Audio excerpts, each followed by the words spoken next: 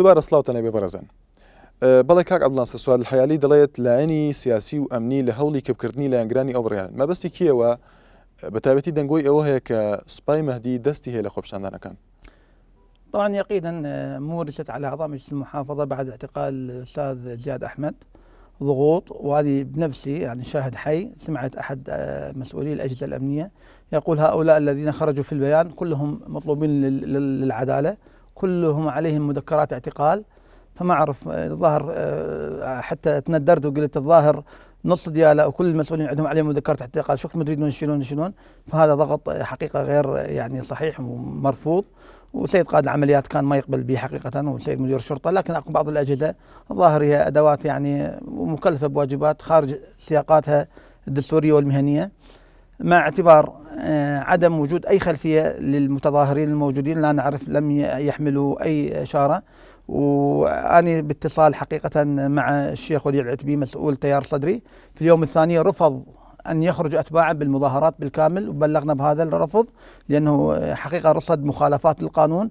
والتيار الصدري الآن يعني يسعى لوثيقة عهد وحقيقة للسعي لتأمين العراق والحفاظ على العراقيين، ولديه مشروع كبير لكل العراقيين. فالشيخ وديع كان في الموصل وكان في كركوك، فما أعتقد التيار الصدري له يعني علاقة بالمتظاهرين، خاصة في اليوم الثاني.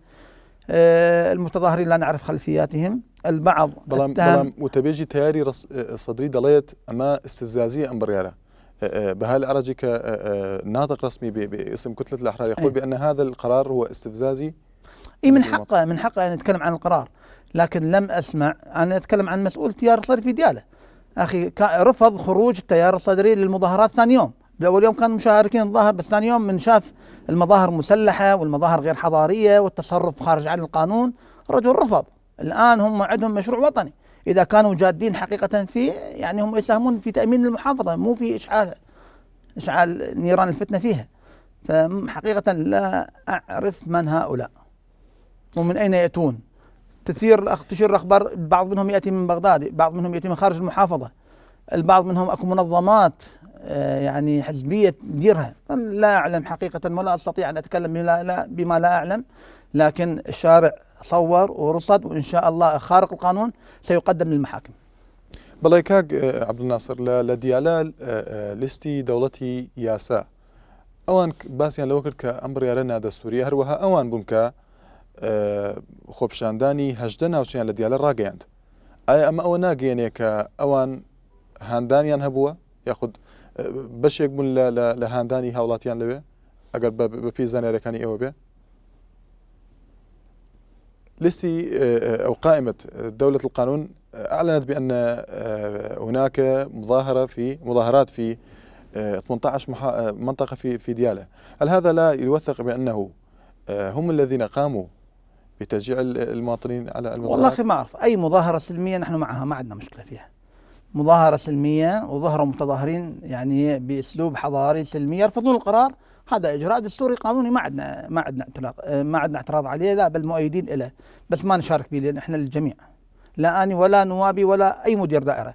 أي مدير دائرة يتورط في الانخراط برأي سياسي المفروض يحاسب من قبل أهل ديالى ويخرج من دائرته. نحن للجميع. مظاهرة سلمية تعبير ديمقراطي وحق مشروع، لكن خروج عن القانون، إغلاق دوائر، إجبار الناس على الخروج التظاهر، قطع الطرق بالأتربة والظهور بمظاهر مسلحة لغير العسكر أمر مرفوض بالكامل. بەڵێ بینە سەر پرسێکی تر لە دەرکردنی ئەم بڕیارە، ئەویش ئەندامانی لیستی هاوپەیمانی کوردستانی کە دەنگیاندا بوو بەم بڕیارە، بەڵام ئەوان مەرجێکیان هەبووە بەپێی لێدوانەکانی خۆیان کە ئەوەیە بەو مەرجە دەنگیان داوە کە ناوچە دابڕێنراوەکان، ناوچە جێناکۆکان ئەم بڕیارە نەیانگرێتەوە تا چەند لە ڕووی ئیداریەوە، لە ڕووی یاساییەوە ئەمە ڕێگەپێدراوە کە بۆ شێوەیە بێ. نأتي إلى موقف قائمة التحالف الكردستاني والذي حسب تصريحاتهم أنهم أشاروا بأنه هم قاموا بالتصويت على هذا القرار بشرط أن لا يشمل المناطق المتنازع عليها. هل من الناحية القانونية والإدارية هل يجوز بأنه هكذا قرار يعني يقرر ولا يشمل مناطق أخرى من المحافظة؟ أخي الكريم، الآن كل ديالة بحدودها الإدارية الموجودة الآن، كل ديالة نتكلم عن بحدودها الإدارية بضمنها خانقين والمناطق الأخرى. قضية مادة 140 مادة دستورية ولها آليات وهي شأن اتحادية، يعني طالما المحافظة غير إقليم هذا أمر يعني مسلم به ولا علاقة لأحد به ولا يستطيع أحد رفضه. فالإجراءات القانونية والدستورية في هذه المسألة أيضا تعالج، لكن حقيقة أنني لم أسمع إلا من شخص واحد وله خلفيته في هذا الكلام. أما البقية التقيت بأخوة في التحالف الكردستاني فكانوا مع القرار من غير أي شروط مسبقة، وأنا التقيت ببعض الأعضاء وكان الشيخ زياد من ضمنهم. أما قضية خانقين أو المتنازع المختلف عليها أو المادة 140 هذه مسائل دستورية لها آلياتها الدستورية، فنحن لسنا ضد الدستور ولسنا ضد أي اتخاذ قرار، مع اعتبار أنه القيمة العليا في المحافظة هو الإنسان. إذا أراد الإنسان قرار أيا كان بأي مكان نحن نحترم قراره.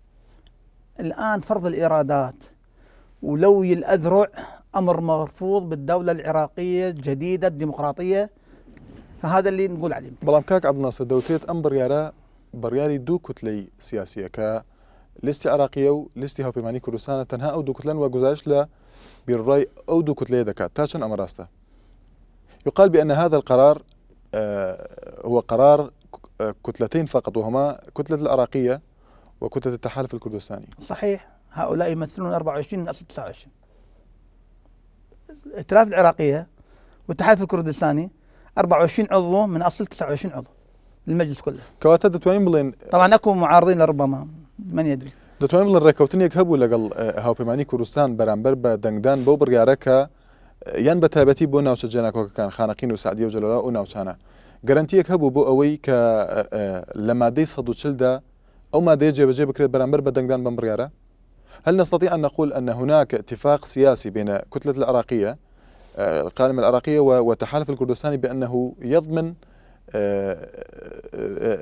تطبيق المادة 140 في؟ والله المادة 140 شأن اتحادي، ما أعتقد أكو من يضمن شيء لا يمتلك صلاحيته. ما أعتقد هذا يعني صحيح. أنا ما أقدر أقيم هذا الكلام باعتباري الآن محافظ الجميع وما أصدر من خلفية السياسية، ولهم اجتماعاتهم ولهم اتفاقاتهم، والاتفاق والاجتماع والمصالح البراغماتية بالسياسة موجودة يعني. لكن أنا لا أعتقد ذلك حقيقة، كرأي شخصي لا أعتقد ذلك. أنا أعتقد أنه هذا القرار يصب في لون من ألوان الإدارة المتقدمة، يعني سعى إلى البعض يقبل أو يرفض، هذا أيضا له إجراءاته وآلياته، ونحن مع الدستور ومع القانون ومع أي ممارسة ديمقراطية شريطة أن لا تتعدى حدود القانون.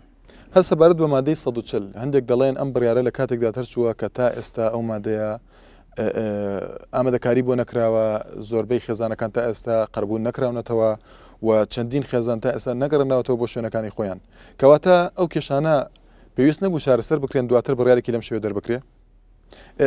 يقال بأنه حتى الآن لم يتم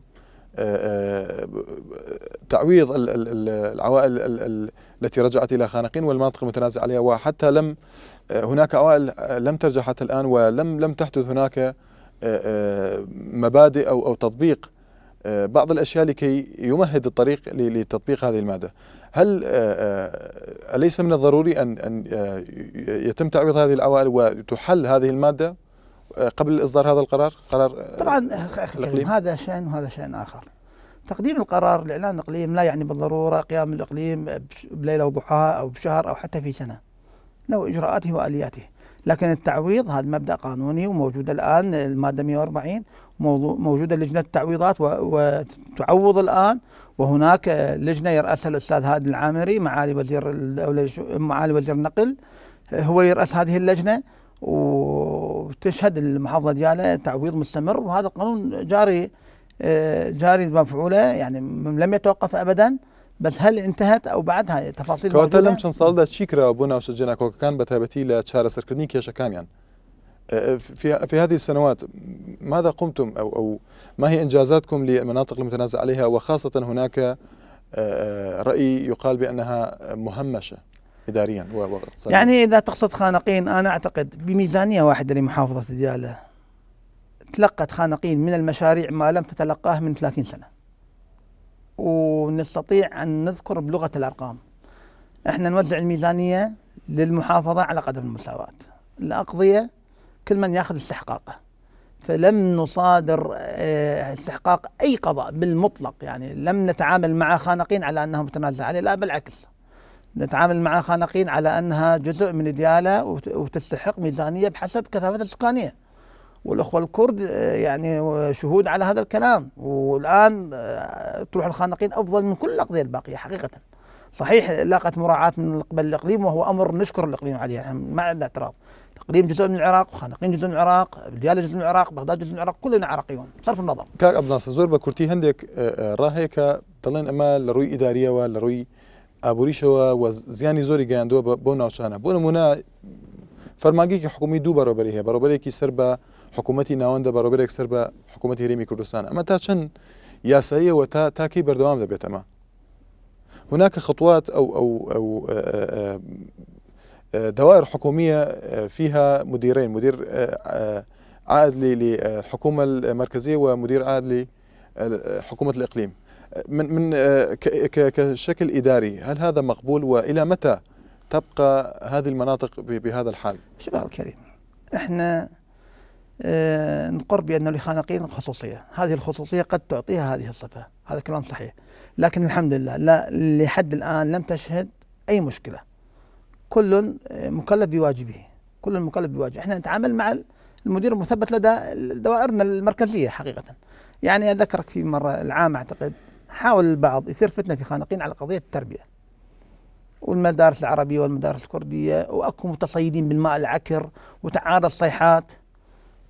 بجلسة بسيطة أرسلنا على أنا ورئيس المجلس، أرسلنا على مدير تربية ديالة، مدير تربية خانقين، جمعنا أعضاء المجلس وبعض الموظفين، بحوار بسيط لم يتجاوز الساعة حلت المشكلة بالكامل.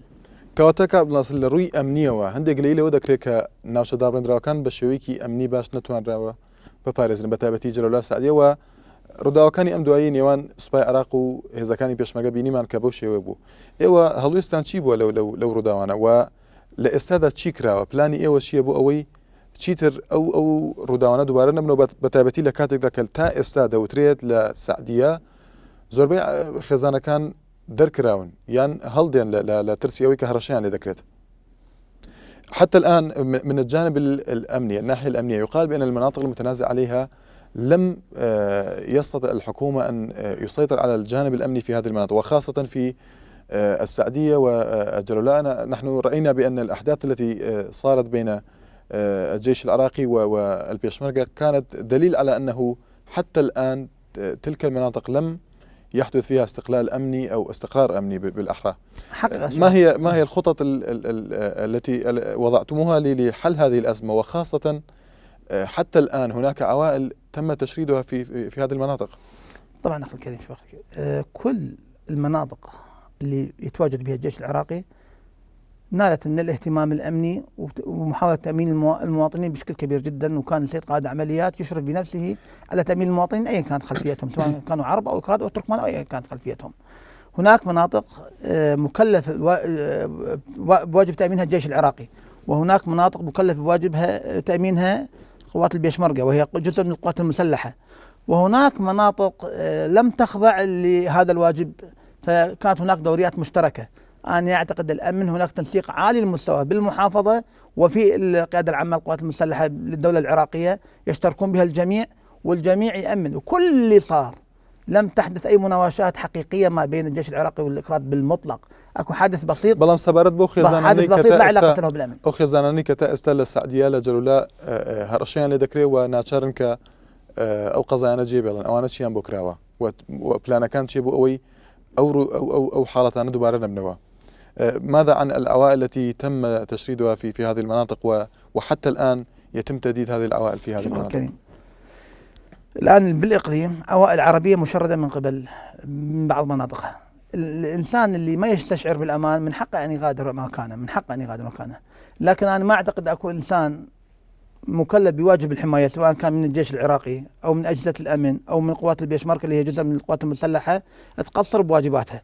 ديالة لها خصوصية وأكو خروقات حقيقية موجودة، وشهدت سحب بعض التدافعات السياسية اللي أدت إلى بعض المشاكل حقيقة الأمنية.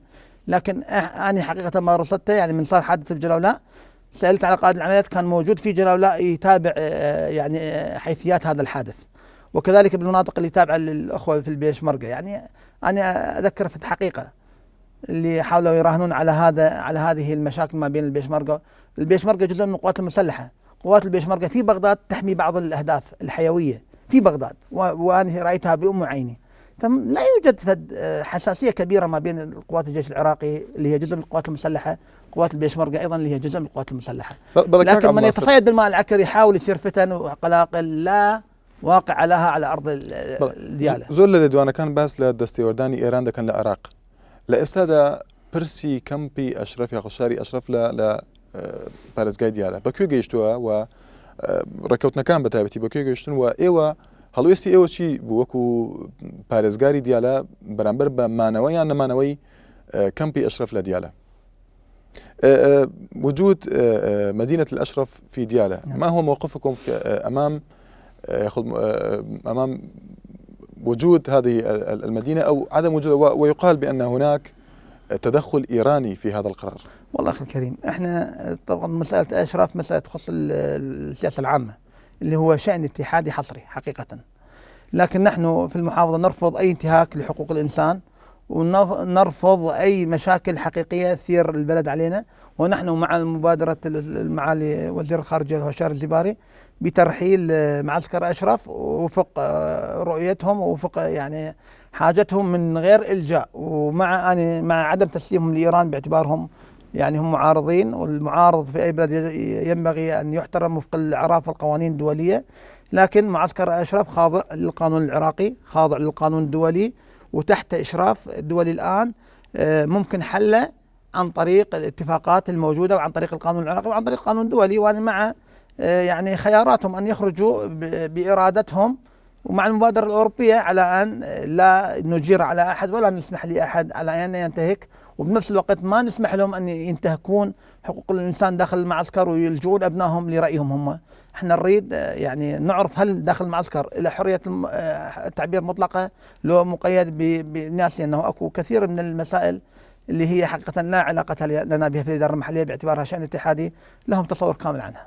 بلكاك عبد الناصر دقرينو بو برسي برياركا ودوا برسيار مناصر أوكا سبارت بباري أمني بارزگای ديالا جنابت لسرتا أماجد بودا كهنديك برو بيشون هبوا لباري أمني بلام دركتني أم بريارة الأستاذة كاريگري تاشن كاريگري كردو تسر باري أمني لبارزگای ديالا و إيو بيتان واي أجا بردوام بيت بكيو دروات وهلوسي إيو شي دبيت لكوتاي ياخد بردوامي نارزايا كان.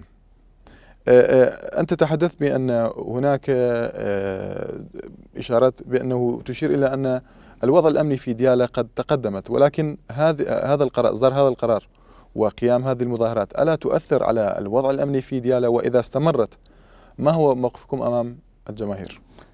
طبعا هذا الكلام دقيق.